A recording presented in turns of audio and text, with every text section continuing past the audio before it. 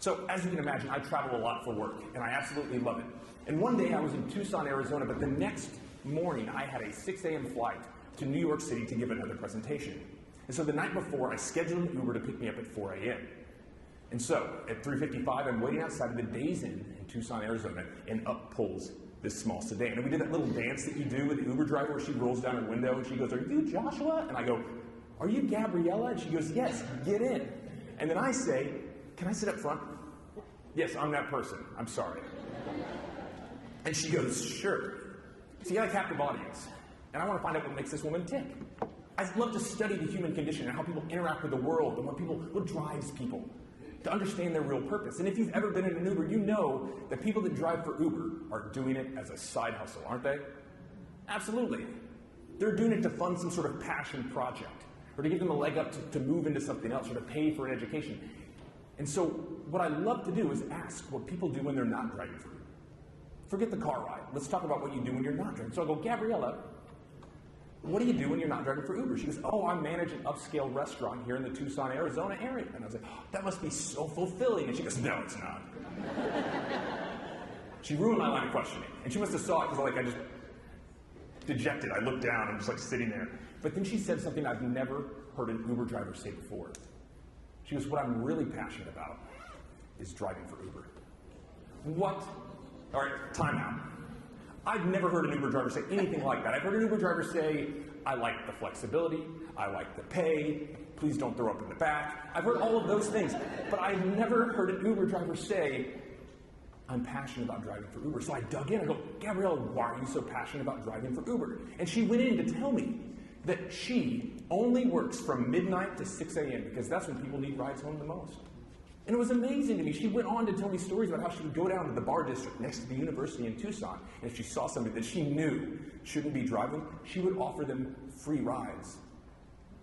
Which is crazy, because we hear people say, "Oh, I'd work even if they didn't pay me," but this is a woman who's actually doing that. It's crazy to think about it. And so I dug in further. I was amazed that somebody is this passionate about driving people from one spot to another. I go, "Gabriela, what set you on this journey that made you so passionate about that?" And while she tried to maintain her composure, she was looking at the road driving me to the airport. She goes, "Well, 2 years ago, my sister died in a drunk driving accident. And I don't want anybody else to go through that pain. So my goal is to make sure that other humans get home safely to be with their loved ones." And it blew my mind that she saw such deeper meaning behind her work. She had moved beyond what somebody in her role is and what her role does. She was clinging to a deeper purpose that we all wish we could do. You don't need a tragedy to find purpose in your work, you don't. But it helped in Gabriela's case, and it helps me make my point. Too often, we get stuck in the wrong places when we think about the work that we're doing and when we're explaining the work that our colleagues do. There it is. Oh, too far again. Mash it too hard. Now, we're very good about telling what our role is. It's our job title. It says on your LinkedIn profile, it's in your email signature, it's on your business cards. But here's the deal. What your role is not compelling on a Monday morning. And talking about what one of your employees' roles is not compelling. We also know what somebody in our role does. It's that list of tasks and functions and responsibilities behind our roles. It's those KPIs. That's what somebody in our job does, right? It's the things we look at the end of your review. Did you do all of these things? Yes or no? The problem is once again, that too falls short of compelling. What we need to improve is our ability to remember what doing a great job means to all those that depend on us.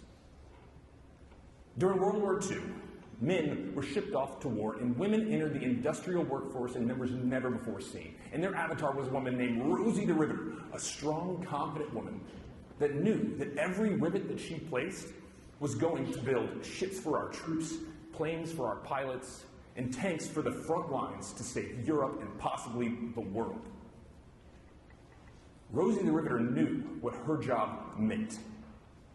But if we were to take Rosie the Riveter off the factory floor and drop her into a home office that she shares with her kids' playroom and put her on a Zoom and gave her that standard issued Dell laptop and say, "Hey, Rosie, I need 200 rivets before lunch.